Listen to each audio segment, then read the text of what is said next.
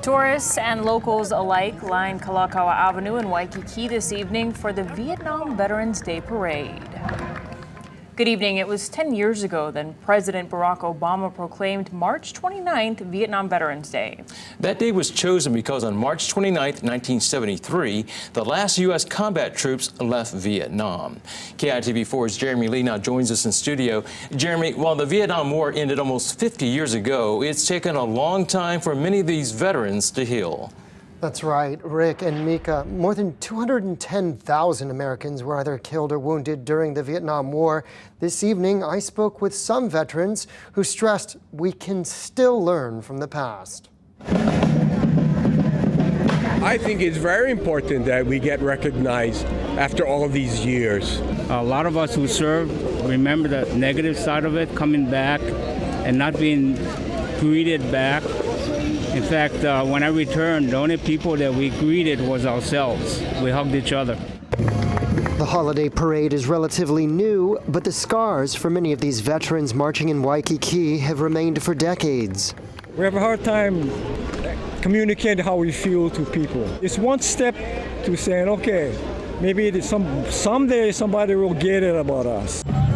Local marching bands and visitors to Hawaii turned out by the hundreds to applaud veterans like Wilbert Ihu from Kaneohe.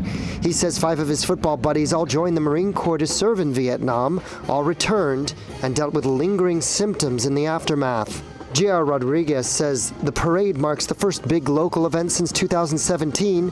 He wishes local and state politicians would show support. We never had the welcome when we came back then from Vietnam in '68. In 2017, we had the Vietnam 50th anniversary Welcome Home Vietnam parade. None was here, none was there to even greet us or thank us or everything. And now again, it looks like it's going to happen again. That's not to say there wasn't a strong show of support from others. You can see the whole community is out here, and it is just a sight to behold. Deb Lewis of Veterans of Foreign Wars was deployed to Iraq.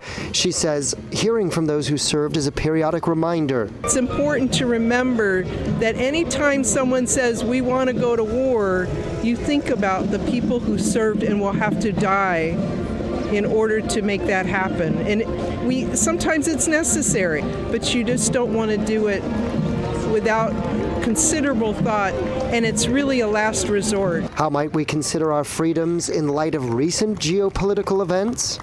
Make use of it, don't abuse it, and don't take things for granted, because things can turn in a day, just like that. Jeremy Lee, KITV4 Island News. Besides the parade, local Vietnam veterans were honored today during a ceremony at the National Memorial Cemetery of the Pacific at Punch Bowl. The chairman of the Joint Chiefs of Staff, General Mark Milley, was the keynote speaker.